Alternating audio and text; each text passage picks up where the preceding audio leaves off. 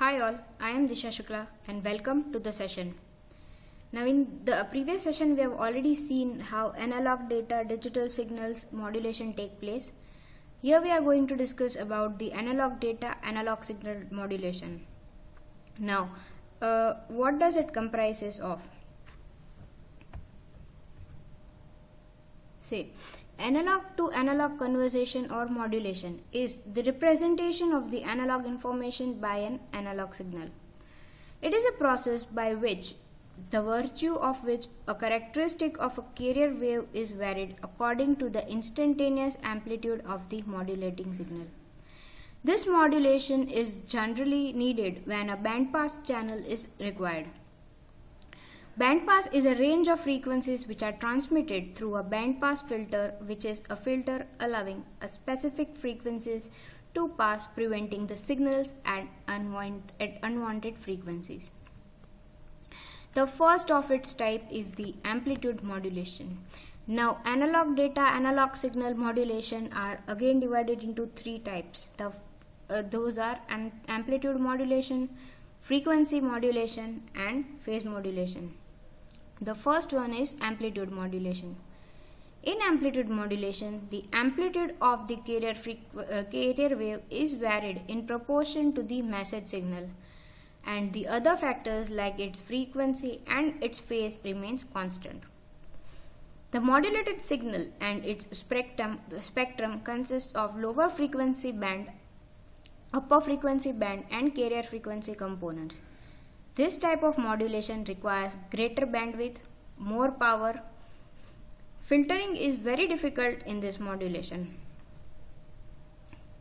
The next type is frequency modulation. Frequency modulation FM varies the frequency of the carrier in proportion to the message or data signal while maintaining the other parameters constant.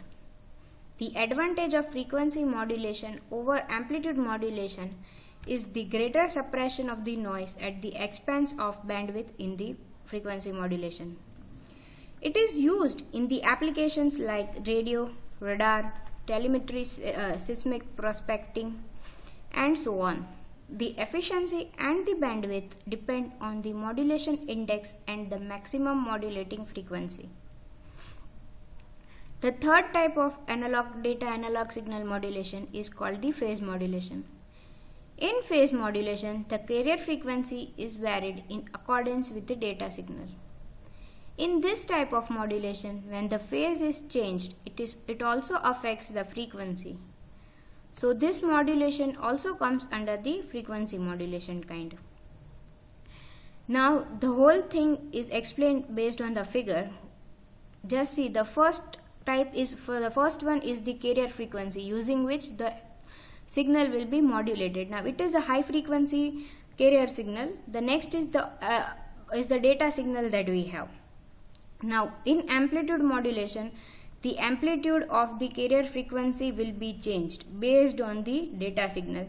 So you can see that the frequency remains constant, the phase remains constant, but the amplitude changes, and hence it is called amplitude modulation. Amplitude is modulated, therefore it's amplitude modulation.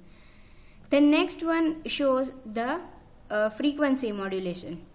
Now in the frequency modulation, you can see that when the frequency of as and when there is a change in the the second one is the phase modulation. Now the phase modulation shows that when the signal is in the negative portion, its phase is something, and when it changes to the positive portion, its phase increases, and so on. Similarly, in the frequency modulation, the frequency is greater and smaller based on the signal. I mean, whenever it is in the lower portion of the zeroth axis, the frequency is high, and then when it goes to the upper portion, its frequency decreases. This is all about an analog modulation. That is, we saw the three types, that is amplitude modulation, frequency modulation and phase modulation, wherein the amplitude is in amplitude modulation, the amplitude is modulated. In frequency modulation, The frequency is modulated and the other two are constant, and in the phase modulation the phase of the signal changes and the amplitude and the frequency remains constant. I hope this is clear to you. If not, you can contact me. Until then, keep learning.